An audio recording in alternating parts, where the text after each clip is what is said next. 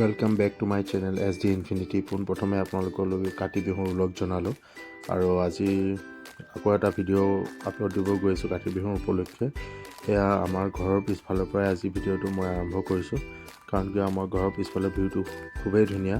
ইয়াৰ পৰা আপোনালোকক কনকলতা পাহাৰ দেখা পায়, মোবাইলত দেখা নাপাব, আমি দেখা পাওঁ। এয়া মোৰ মিছেছ আৰু মোৰ ছোৱালী ৰেডি হৈ গৈছে।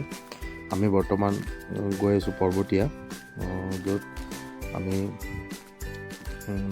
তাত আমাৰ দুকঠামান মাটি কিনি থোৱা হৈছে। তো তাতে আজি আমি গৈ চাকি জ্বলাম। যোৱা বছৰো গৈছিলোঁ। চ' চাওক আমাৰ জাৰ্ণিটো ষ্টাৰ্ট হৈ গৈছে। যিহেতুকে আপোনালোকে জানে মোৰ ঘৰ কটন ৰোডৰ পৰা আপোনাৰ তালৈ পৰ্বতীয়া প্ৰায় আপোনাৰ 4 কিলোমিটাৰমান হ'ব ডিষ্টেঞ্চ। চ' এয়া চাওক হাঁহি ফূৰ্তিৰ মাজেৰে আমি গৈ আছোঁ। আৰু মোৰ এখন অটো আছে, যিহেতুকে মই অটো চলাওঁ। চ' অটোখনেই লৈ গৈছোঁ আৰু যলৈকে নাযাওঁ এইখনে মোৰ সাৰথি হয়। আগতে মোৰ আছিলে বাৰু বাইক বা কিবা কিবি, সেইবোৰ মই বিক্ৰী কৰি পেলালোঁ।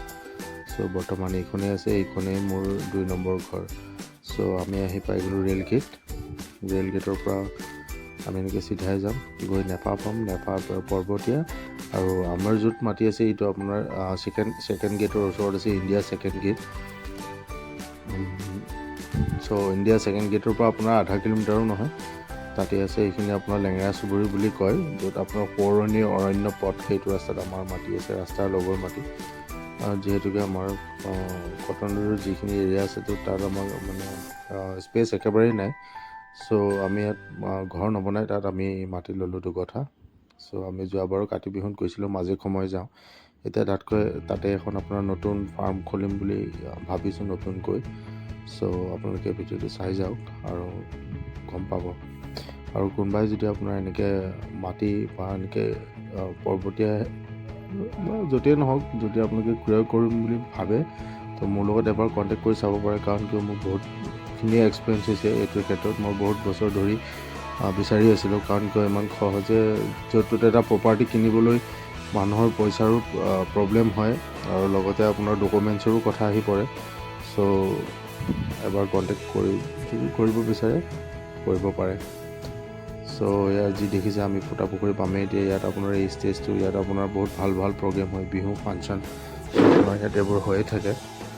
তো এইফালে যিখন আপোনাৰ ফিল্ড দেখি আছে ফুটা পুখুৰী, ইয়াত আপোনাৰ ইয়াতো হয়, ইয়াতো ধুনীয়া বিহু হয়, ফাংচন হয়, ৰাস হয়। চ' এইখিনি আপোনাৰ ইয়াত হৈয়ে থাকে। আৰু ইয়াত আপুনি দেখিছে এতিয়া এই গধূলি সময় আছিল, ইয়াত আপোনাৰ এই ল'ৰা ছোৱালীবোৰে ভলীবল প্ৰেক্টিচ কৰি আছে। ইয়াৰ পৰা আপোনাৰ তেওঁলোকক খেলিবলৈ চিলেক্টো কৰা হয়। চ' ইয়াত এটা সন্ধিয়া এটা ভাল এটা এনভাইৰনমেণ্ট হয়। আৰু মই খুবেই ভাল পাওঁ, কাৰণ কিয় খেলা ধূলা কৰি থাকিলে মানুহ চব ফালৰ পৰা এক্টিভ হৈ থাকে। চ' চাওক এতিয়া আমি টাৰ্ণিং লৈ পাই যাম ছেকেণ্ড গেট। চাওক মোৰ মুখত কি ধুনীয়া হাঁহি। মই এটা হাতে মোবাইল, এটা হাতে টমটমৰ ষ্টেৰিং লৈ আপোনালোকৰ কাৰণে ভিডিঅ' বনাইছোঁ। চ' ভিডিঅ'বোৰ মোৰ আপোনালোকে লাইক কৰিব, কমেণ্ট কৰিব, ছাবস্ক্ৰাইব কৰিব চেনেল আৰু শ্বেয়াৰ কৰিব। তেতিয়াহে প্ৰায় মানুহে ভিডিঅ'বোৰ চাব আৰু মোৰ ভাল লাগিব যে মোৰ কষ্টটো সফল হৈছে বুলি মই তেতিয়াহে ক'ব পাৰিম।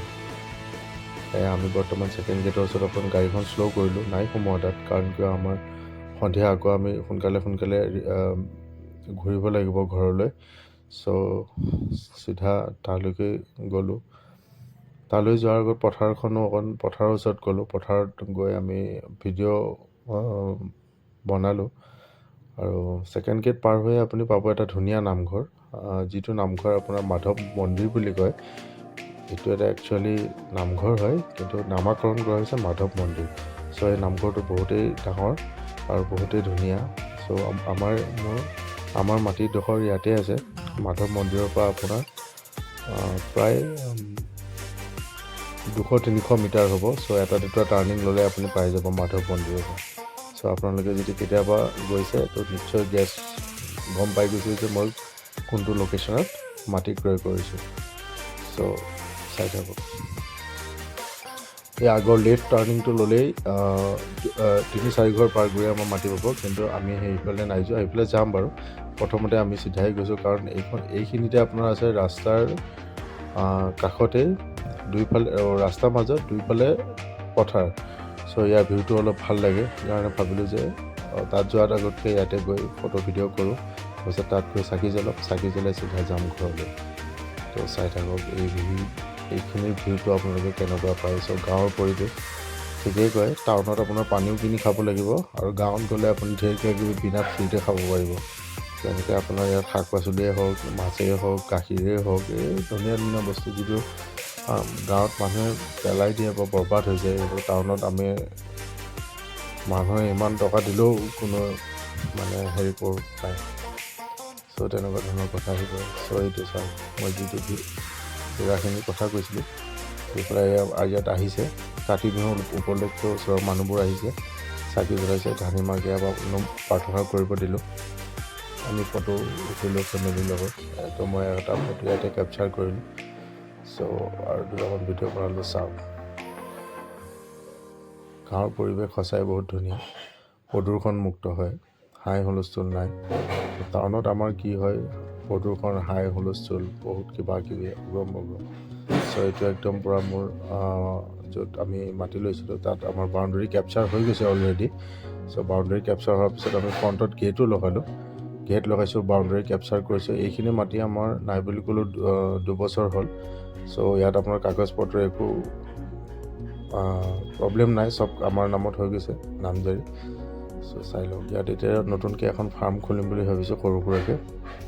ইয়াত কেইজোপামান পোনপ্ৰথমে আমি তামোল পুলি ইয়াত লগাম। চ' তামোল পুলিটো এতিয়া বৰ্তমান এনেকৈ ৰখা হৈছে, যেতিয়া অলপ ডাঙৰ হ'ব তাক আকৌ জেগাটো তাক শ্বিফ্ট কৰিব লাগিব। তো ইয়াত মই মেছেজ জ্বলালে চাকি।